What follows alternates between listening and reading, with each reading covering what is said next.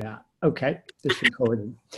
Okay, so normally on Tuesday nights, we do webinars regularly in GlobalNet 21. And they're webinars where we have a presenter, because Perry's done one for us in the past, and people write their questions up and they do it in text. But sometimes we have these informal meetings, really just to talk about progress and issues, where we don't do it as a webinar, we do it as a meeting. And that means everyone, if they want, can come on video, or they can come, as two of you are at the moment, in sound only. And that means you can have more of a discussion. And what we thought we'd do now is really have a meeting like this just to talk about citizen journalism. And I've obviously invited people from Enfield Voices, where we're starting it, which is a sort of local group associated with GlobalNet 21.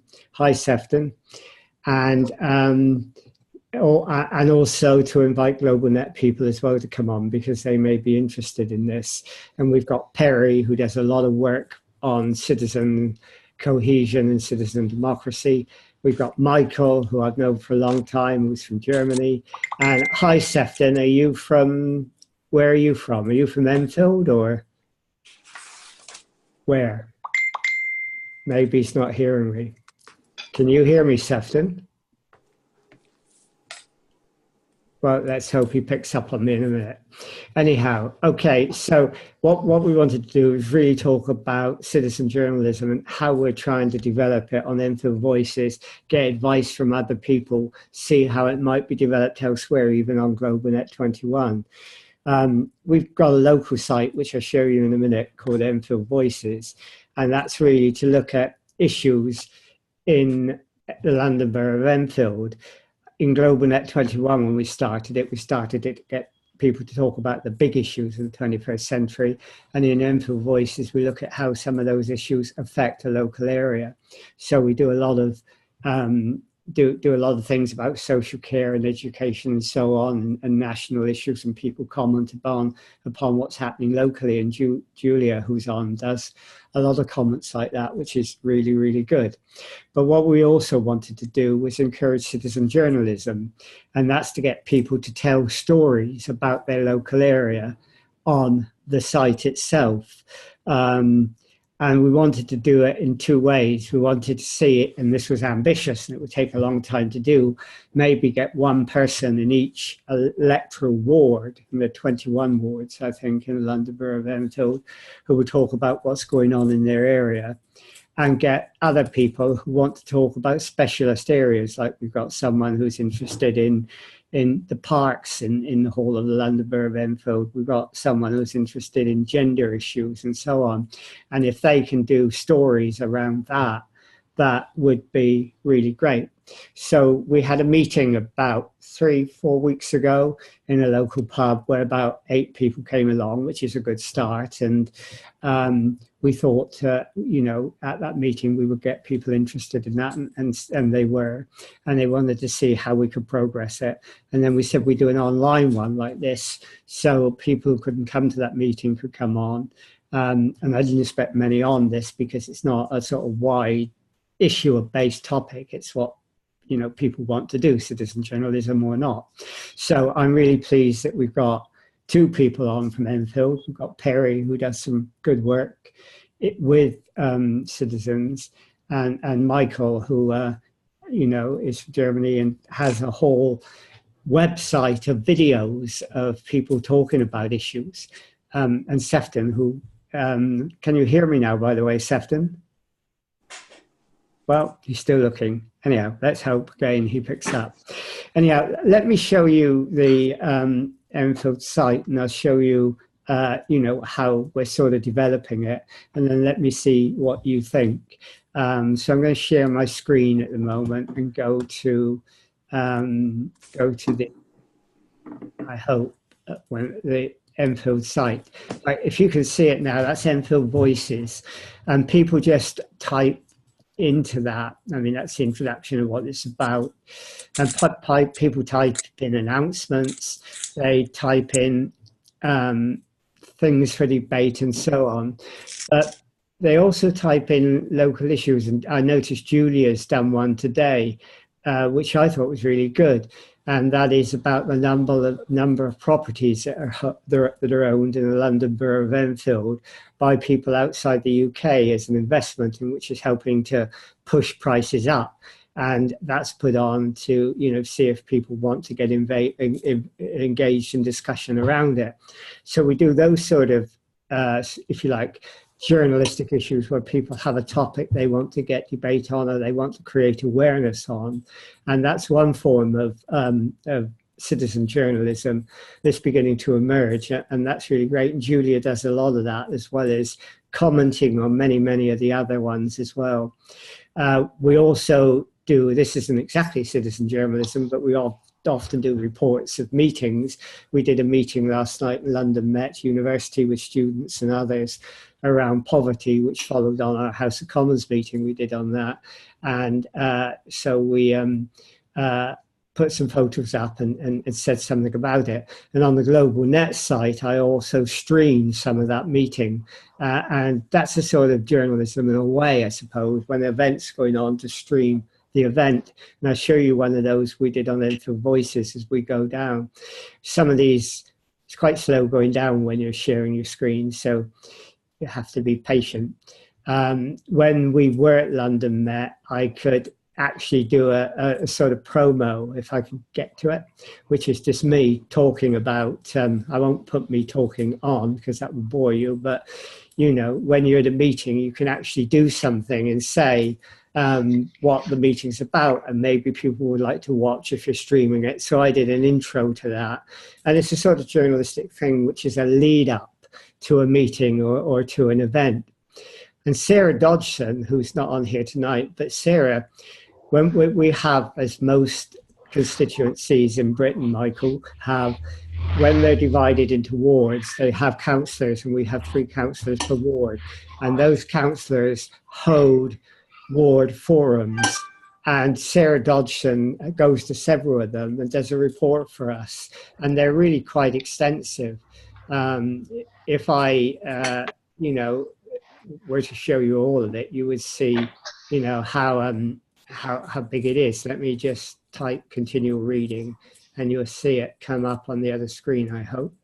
You see, I mean, she's done a very extensive report, and that's led to a lot of comments, as you can see. And she's done it for other wards as well. She's talked about what the councillors said, what the citizens there wanted to talk about, and the questions they had, and so on. So that's a sort of citizen journalist initiative that we started, and that Sarah's been really good at doing. We also streamed it. I mean, this is the first part of it, where the police came and talked to people there. Again, I won't play it, but they actually gave information about the crime in the area, and citizens who were at the meeting could raise questions about it. You obviously use our site to promote future events, which is not citizen journalism, but we also had if I can get to it, maybe a little further down, but we also had at the forum, the Palmer's Green Forum, one of the councillors is a cabinet member who takes the lead on housing, and he has some interesting initiatives going on housing, and this is it. I don't know if you can hear the sound, because I don't know if I've set it up for sound, but if I double click on it, it might come on. I don't know if you can hear it. No.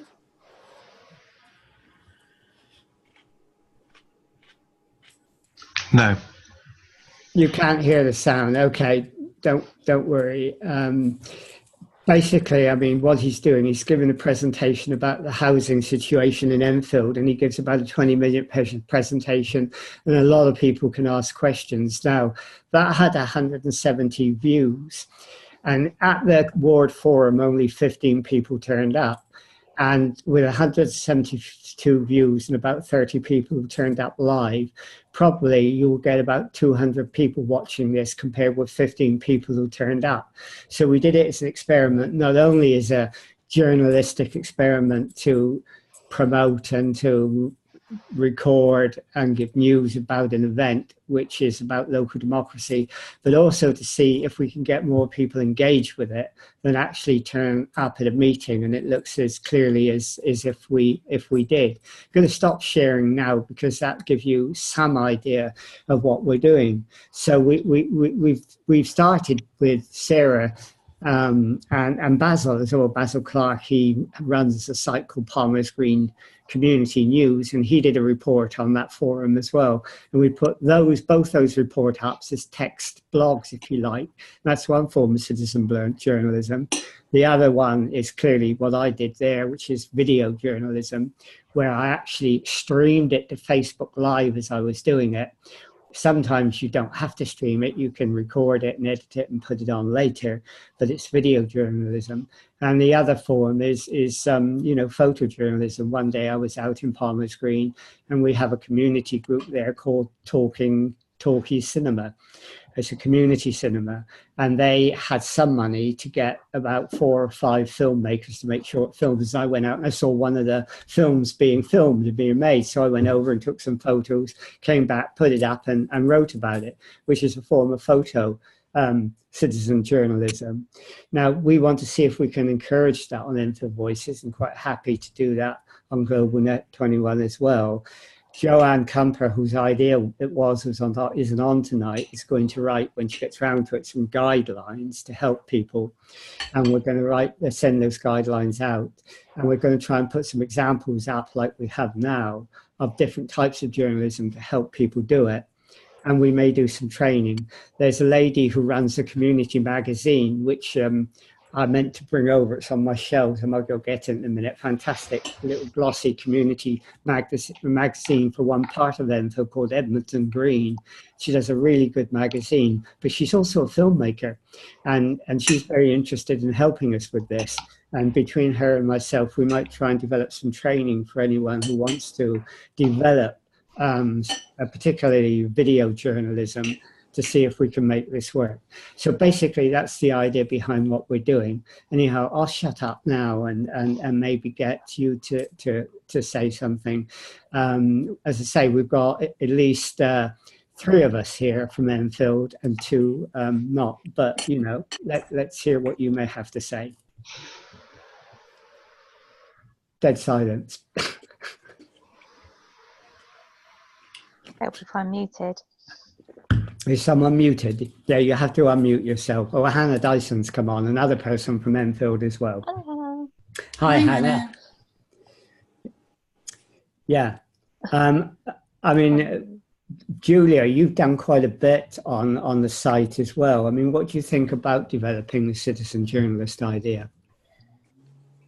I think it's incredibly important that we are having some local news and events and discussions, because obviously we don't have, with the demise of the Enfield Advertiser, a lot of people, I mean, we don't get any local papers here at all in EN3. I'm not sure if any other parts of the borough do get it. So doing on Facebook and online makes it much more accessible. I also would hope that you encourage a wider variety of people to contribute.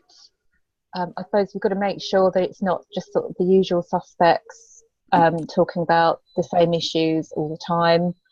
Obviously we've all got our pet subjects. Mine is financial inclusion, also a bit of housing, and child poverty, as you probably noticed. But I wouldn't want it to turn into a sort of, I suppose there are other groups, and they do tend to turn into a bit of a rants about the council, or rants about certain aspects of council policy, like Cycle Enfield. There is one group where anything you post just turns into a rant about Cycle Enfield, and to be honest, it's very off-putting.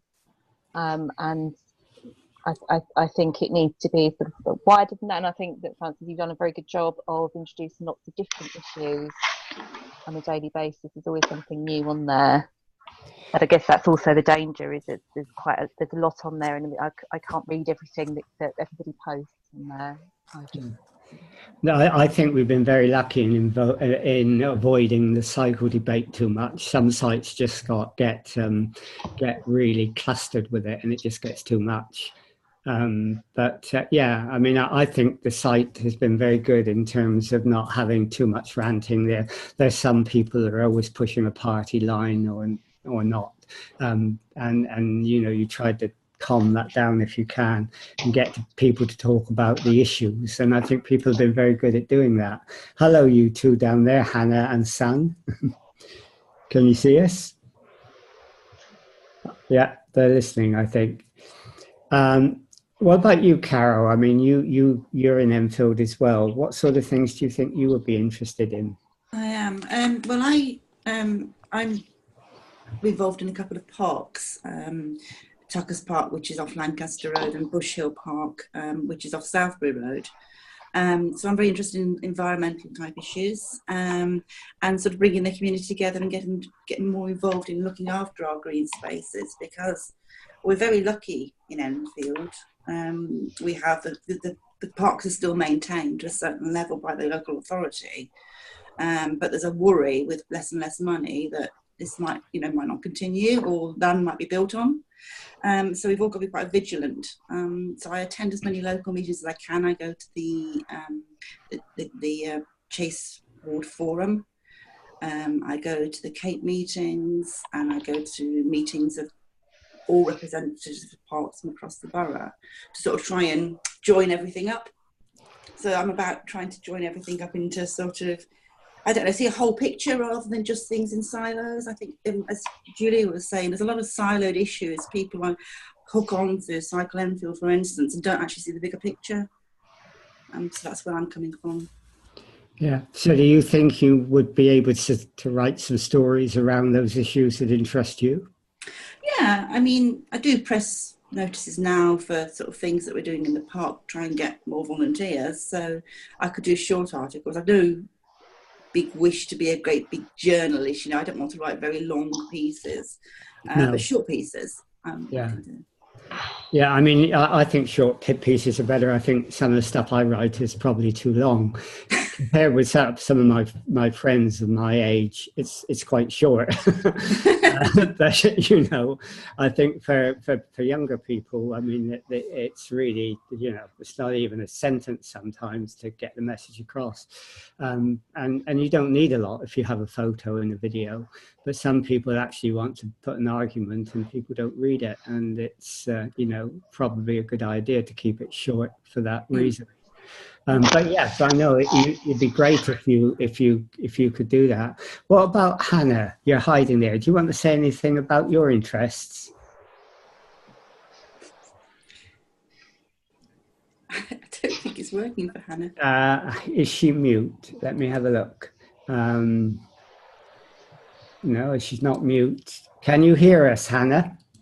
Give us a thumbs up sign if you can. Well, for her, this may be a silent movie. It's a sort of silent movie citizen journalism, which is new. Anyhow, she may hear it in a minute. Okay, I mean, Perry, you're not in Enfield, but you do a lot of work with groups and about participatory and deliberative democracy, and citizens journalist stories is a part of people's exasperation with the present system and how they want to change it will probably be quite good. I mean, do you have any view on this? Would it be okay just to ask one or two basic questions first of all? Can I ask you, how long has it been going, and how did it get set up and all that sort of thing? Do you mean the citizen journalist? The site, yeah. Oh, I can't remember when we set up Enfield Voices. It must have been about a year and a half ago. Uh-huh. Was it a response to a lack of local journalism? No, it was sheer opportunism. A councillor had set up a site with only about 100 people on it, but with a lot of councillors. And he stopped being administrator, and Facebook said, does anybody want to take it over and be the administrator? And I got in quick. So I had this site with lots of councillors on it, and then built it up with other people from about 100 to now over 1,500. And we'll gradually build it slowly and gradually. So it was just seeing it there and taking the opportunity. And what software is it built on? It's on Facebook. Facebook. I see. Yeah, it's a Facebook group. I see. I see what you mean. And you talked about ranting. Do you moderate it at all?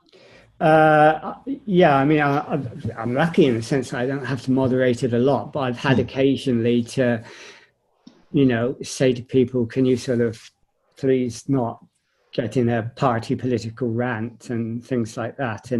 And usually people are very good. I mean, it's much worse on Global Net, where there's nearly 6,000 people, and the issues are quite big, and we've got left-wingers and UKIP people and whatever, and I'm always having to play the headmaster, and it's more difficult. But people are actually, I must admit, quite good, and I've seen most other sites are far, far worse for really bad Facebook ranting. And we have had to sort of suggest that people tone it down, and I think we've removed some comments on occasions. It tends to be Brexit and cycling are two big problems, not problems, the two big issues in Enfield, where people occasionally lose their cool. Yeah, and what happens when they lose their cool is they stop talking about the issues and they call each other idiots and stupid. Yeah, sure. And those things I delete. Sure. And you talked about the councillors who are on. Have they stayed on, and do they use the site to engage with their constituents? Most of them have stayed on, as far as I know, and some of them do. I mean, Yasmin Brett uses it, Daniel Anderson uses it, Ahmet Oitner uses it, and we've had 2 or 3 other people who've used it as well. Not as many as we would like, and some of them are scared. I mean, when I went to the Palmers Green Forum, one of the councillors there, the lady, I've got the name, and she did an interview. I did 2 interviews with the councillors there, which were very good interviews, but she said she doesn't go on Facebook and do this because she doesn't really like being on there, and she's afraid of, getting shouted at, and so there's a bit of fear. So I think there's a lot of work to do to get councillors confident enough to use it. And I think a lot of it is lack of confidence of using, Facebook sites. Sure. Good point. Yes. And do you all think of the purpose of it to be to spread knowledge about what's going on, or to hold the council to account, or to stimulate people to act? How does that play out? What do you think, Julia? Let's hear what you think about that. As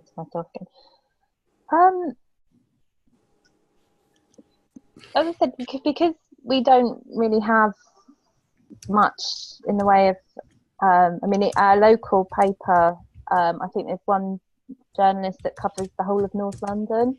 Sure. So a lot of the issues don't get reported on. Good news as well as bad news. We don't just want to concentrate on the stuff, on the horrible stuff.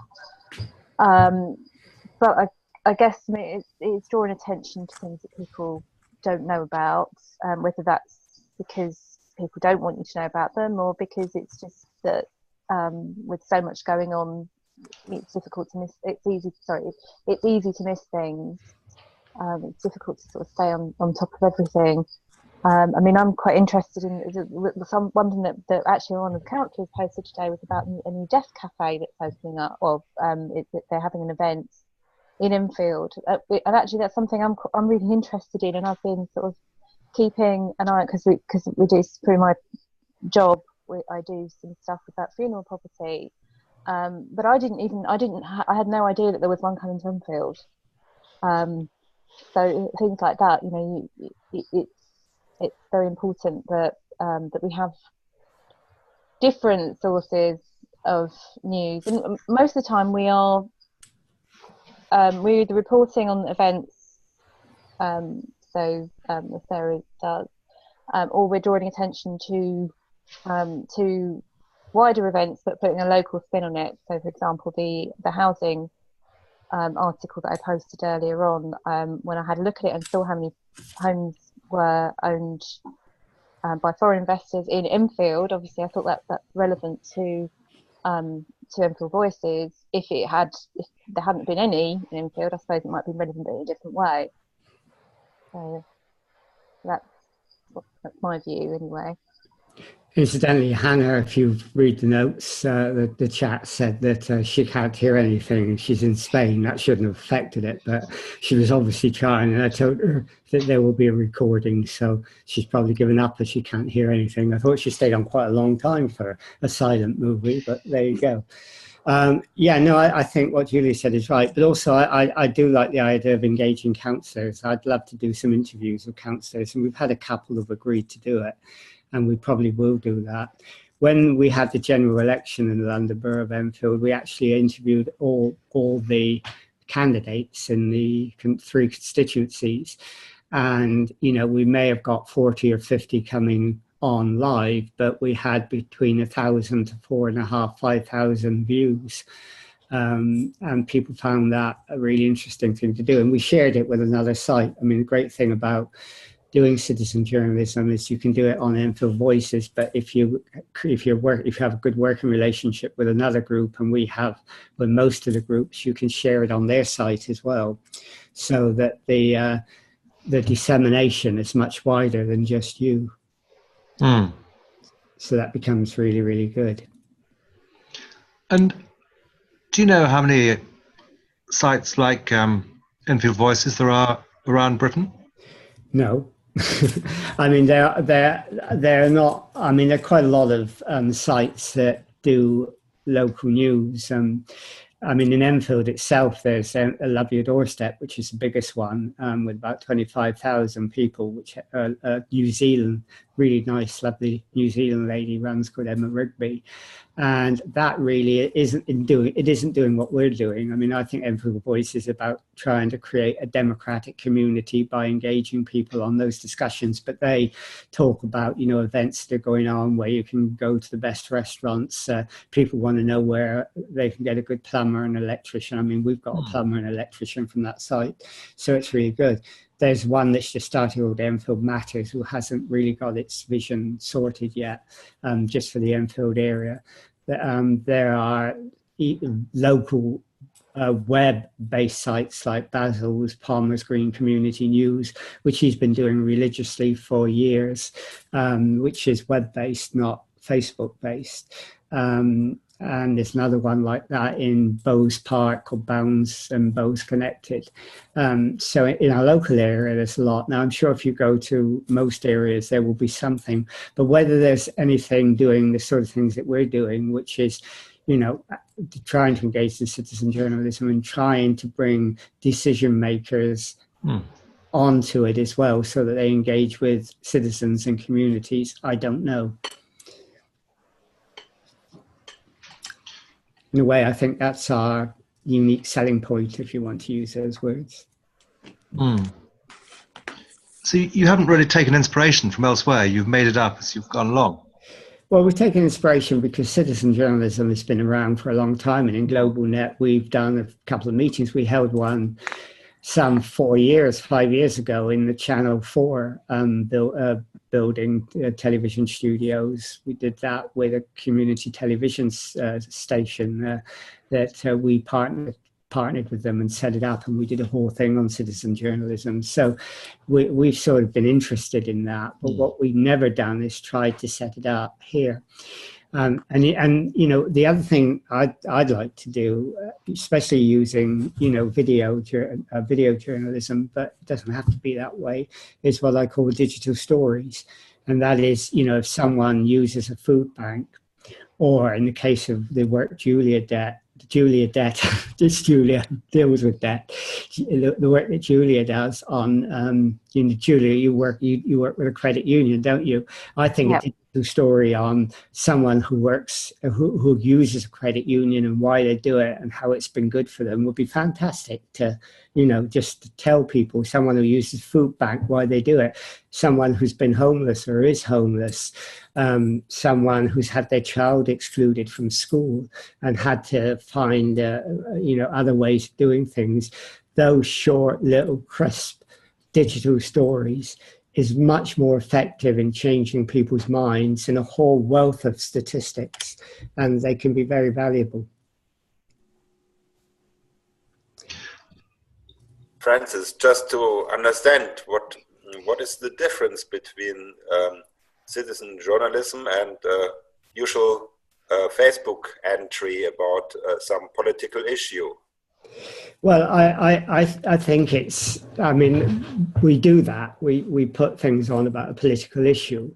And in a way, that's not what I mean by citizen journalism. I mean, citizens going out and getting local news, how the big issue affects them locally, finding how, like I said, in digital stories, how people themselves are impacted.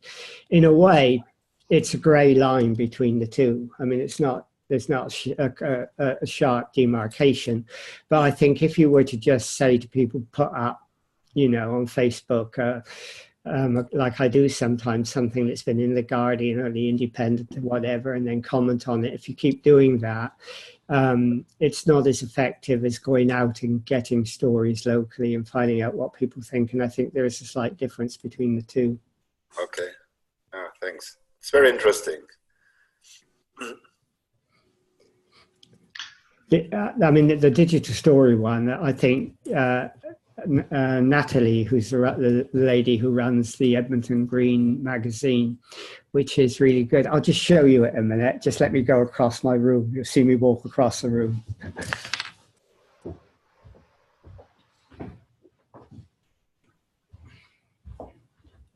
I mean, she does this what really, really good magazine, which is really for, you know, you see it the wrong way around, I think, but it says Edmonton Green. And, you know, she does this every month, and it costs £3,000 to get this all together and distributed. And she gets some funding to do it, which is great.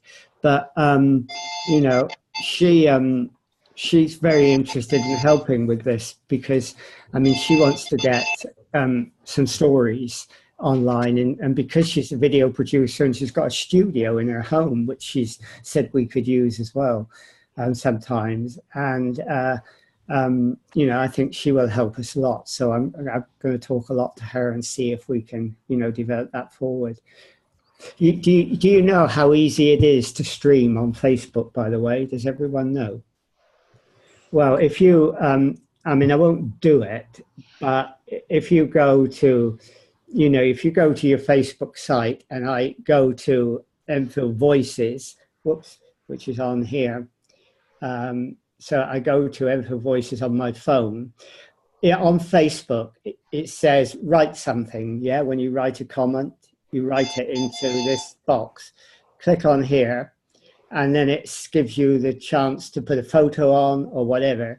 And it also says go live. If I click go live, then you will see me come up with a box. And if I press that now, start video, I will be going live on the Enfield Voices site. So I could just look at it like this, go live and say, hi everyone, in fact, I'll do it just to show you, and it will go on, and I'll just do it and you can see it. Start live, and I will say, right, hi everyone. What you can see before me is a webinar we're doing on citizen journalism, which is something that we want to encourage in Enfield Voices and GlobalNet 21. And I'm here in front of it talking to people, and you can see me now. And what I'm doing is an experiment with them to show them how you can use Facebook Live to stream. So I'm not going to do this for very long. I'm going to cut off now, but this is just an example of what you could do. So sorry to interrupt with this sort of short little piece. Anyhow, thanks. I click finished, and I'll go to Enfield Live in a minute, and you will see it's on, hopefully. And it's so easy to do that. So you can go out and you can interview someone, you can do a piece to camera. Oh, it's, let me go it off so you can hear the recording there in the background. So if I share my screen, let's see if it's actually on there. If it's gone on there at all.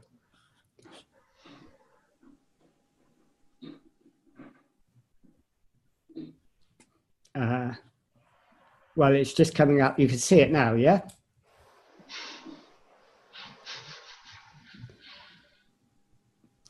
Actually, I'm going to stop the share because I think I can get the sound on it for you. Let me just do it again. and I might be able to get the sound so you can hear it. So if we go to that again, and that's not there. Oh, that's it. Yeah. Let's come down. Can you hear it? No. No. Oh, you can't. I don't know why you can't hear it, but let me just sorry to interrupt with this short little piece. Anyhow, thanks. Yes. I can hear it now. Okay, well let's okay, I had to bring it onto here. Let me see if I can just play it back.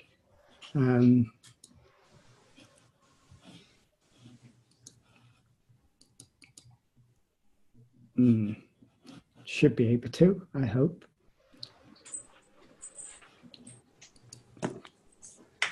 Steady up, it's a bit slow. It's really slow when you're actually sharing your screen when you want to move from one place to another. But let's see if we can get it to go.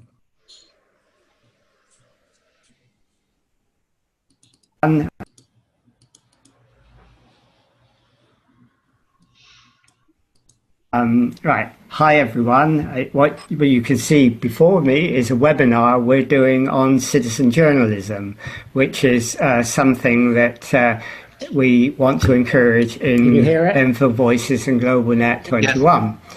And I'm here in front of it talking to people, and you can see me now. And what I'm doing is an experiment with them to show them how you can use Facebook Live to stream. So I'm not going to do this for very long. I'm going to cut off now, but this is just an example of what you could do. So sorry to interrupt with this sort of short little piece. Anyhow, thanks. You see how simple that? You see how simple that was? Sure. Oh, you're hearing it on, hold on, I'm going to have to turn that off. You're hearing another piece now. Okay, no, so that's fairly straightforward and fairly simple. And doing short snippets like that, if you get confident in using it, is quite an easy thing to do. So it's quite fun actually as well. And so, you know, for example, if you were doing one of your workshops, Perry, I mean, you might start by just doing something to camera and saying, I'm doing a workshop now on whatever it is, talking cities, and sure. And you might interview someone during the time and say, what if you got out of it or whatever, and it could go onto a site. And that's a sort of form of journalism. Could we ask Michael if he knows how much of this there is in Germany?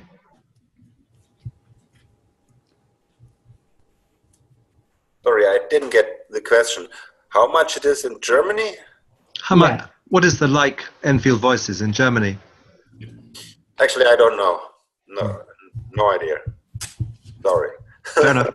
It's very clear. Clear answer.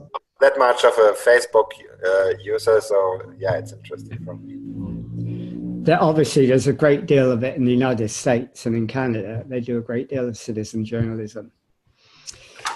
And I mean, often people talk, if you go onto YouTube and do a search on citizen journalism, you get people who've actually done journalistic pieces on really dramatic things like the riots that happened here a few years ago. They've gone out and they've been on the streets and they've talked about it, or a demonstration. Joanna Kumper, who is, was one of the people who wanted to start this project, did a piece on the Women's March a couple of weekends ago, and she did a piece of journalism, if you like, on that, which, she said something about it and then she recorded what was happening. So, people do things like that. Okay, anything else? So, is there much discussion on the site, Francis? I mean, there is some items. I mean, what do you think, Julia? Do you think we get enough discussion? Obviously, some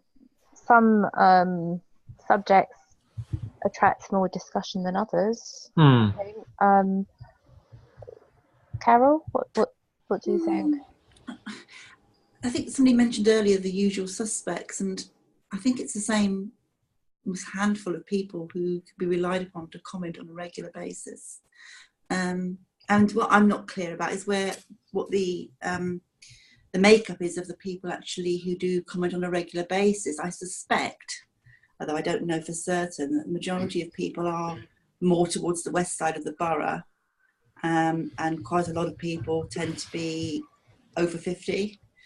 I would suspect, like in so many other sort of areas of volunteering within the borough. I did a count. I did a count actually, and the other day, and it's probably gone up now. But I saw about 30 or 40 people have made comments. Different people, all right through the site. The age thing's quite interesting actually, because Facebook is really suffering amongst young people. In the last year, the number, about 1 million people have left, young people, Facebook. Yes. And between 35 and 55, they haven't lost and they haven't gained. It's flat-faced. But the biggest growing area, more than that's made up of the young people who've left, are the over 55s. Facebook is becoming an older person's social network. We all think of it as a young person's. It isn't any longer. Snapchat and Instagram is where young people go. Facebook is where older people now tend to congregate. And what about the demographics in terms of where people actually live within the borough, Francis? Have you got any feel for where people are living? I don't. I have a feel, but I don't have a fact. I mean, I agree with you. I think a lot of the comment comes from the west side. However, we've got quite a few people in Edmonton and Ponders End and Enfield East, and some of them comment, and quite a few of them expressed an interest in citizen journalism as well. So I'm quite confident we can build that up, and because Natalie, the Edmonton Green paper lady, is very interested, I think that's going to help us a lot in that area. There is, I've noticed a few people on there who are also on a group called We Love Our Highway, which, as the name suggests, is a group of people living in Enfield Highway, as I do actually. But again, it tends to be the same people commenting on there as on the other groups, as Carol has said. Obviously, don't have anything better to do with our time, but I don't think it's that. I think it's more that we're sort of, I suppose, more engaged, more interested. We're not just sad. Not just sad, no. Well, it's interesting actually, because I normally have another commitment on a Tuesday, but it's been cancelled due to half term. Hence, I can be with you. Well, you do a lot, Julia. I mean, you're there all the time, and I really appreciate that, because that makes me sound very sad. No, and I'm very glad. I have a data connection. Yeah, but no, that's great. And I mean, I wanted to talk to you anyhow about doing some stuff around credit unions and maybe getting some stories around there, because I think that would be great. So. Sure. If you're interested in that, that's really good. But yeah, you never know how many people listen and watch. It's like when you go to a House of Commons meeting. We hold House of Commons meetings, and we get them packed out. We get 60, 70, 80, over 100 people at a meeting, and a lot of them don't want to speak. A lot of them don't want to talk. They just want to listen. But listening is an activity. It's not something that, silence is an activity. It's not, something that you should dismiss. And if you were then, as we did last night, to follow up a House of Commons meeting with a more deliberative process, you would probably get 20% of the people who came to the House of Commons meeting turning up. You wouldn't get that many, because people do not want to come and talk. They don't want to get involved in a group. They want to listen and learn. And it's quite possible that on social networks, like the people who viewed the councillor's speech on housing, a lot of them just want to find out about it, but they don't want to engage, but they want to be informed. And I think what we do is about engagement, but it's also about informing as well. Francis, there are two other forms of journalism I've come across that have parallels with citizen journalism. There's public journalism and solutions journalism. And the example I remember of public journalism was from the Charlotte Observer, which was covering a race contest to be governor. And they said, we're going to try and change the way this contest is covered. We're going to change it from horse race to a job application. And so they covered it very differently. And I think solutions journalism is similar, and it tries to take on an obligation to point out solutions as well as pointing out problems. And I wondered if those ideas were part of what you aim to do. They're not explicitly, but I mean, when I talk to politicians and I say, come on, I say, listen, talk about the issues and how you think you can resolve it. When we have them in the House of Commons, I say the same, you know, when we did the one on poverty and housing, I said to the MP, please tell us about what you think we can do. And she was really good. I mean, she didn't say one word attacking the other side, none of the party bickering. She went straight in to talk about the problem and what she thought we could do, the solution. And I think we tried to do that, but I don't think we tried to do it as explicitly as I did that MP with citizen journalism. But I mean, I think we need to encourage that. Because if we have a local politician in, it's a waste of time if he tells us how nasty the Tories are or how old-fashioned the socialists are. Sure. You know, who wants to hear that? I mean, we just want to hear what they think is the solution. Agree. So I think that would be, you know, something that we could think about doing and put into the guidelines of what we might do. Thank you. Anybody want to say anything else? Because we'll go at the latest at 8 o'clock, because I've got another one of these, not a webinar, but a meeting online at 8:30. It's been a 4 Zoom day today. But anybody else got anything they want to say? Not for me. That was terrific. Thank you. I would say, Julia, if you could keep doing, you know, what you're doing, which is fantastic, and if I could talk to you again, you know, one-to-one online, maybe about doing something on credit unions, I think that would be great. Sure, that'd be great. We've got our AGM next Thursday, actually. Yeah. Although I really don't think anybody would be that interested in live streaming it. No. And AGMs aren't. AGMs are not a thing you want to stream, believe me. So actually, because I'm also trustee for the Citizens Advice Enfield, and we had for our AGM we always get a speaker in. Yeah. And the last 2 years it's been very, very interesting. We had a guy called he was the economics editor of the Guardian, Larry. Somebody, I can't remember his surname. That was very Elliot. Yes, that's it. Larry Elliott from the Guardian. He was very interesting. Didn't agree with quite a lot of what he said actually, but no, that would have been worth live streaming, I think. But no, ours won't be. But yeah, no, happy to speak. No, that'd be great. And Carol, if you want to, you know, do little short pieces about your interests like the parks and so on, that would be fantastic. Okay, thank you. And you know, if you want to add a photo to that as well, because parks are very photogenic, you know, that would help. A photo, actually. I mean, some people just put text on, and I would always put at least a photo on if you can. You know, if you don't take one yourself, source one from the web, because it makes we take lots of photographs. We take lots of photographs because we're currently regenerating a wildlife garden. So you know, we're sort of taking before and after photographs, so that's quite easy to do. Yeah. No, that'd be great if you could do that. So, I mean, if you do that, and then we've got Sarah and a couple of others, Joanne and a few others. So we're getting 6 to 7 people now really interested. And I think if every time we have a little webinar like this or a meeting, we get 2 more people interested, and it grows gradually. It's much better if it grows slowly and organically than if we try to do it artificially and push it with a big bang, I think. So I think the way that we're growing gradually is the right way to do it, and, you know, will involve people and make them feel more comfortable with it. Okay, well, thanks for coming on. And is it okay if I put this recording up on Enfield Voices a site so that those who might be interested can listen to it? It's fine by me. Yeah. Fine by me. No one objects. Okay, that's great. Well, I'll put the recording up, and that will be good.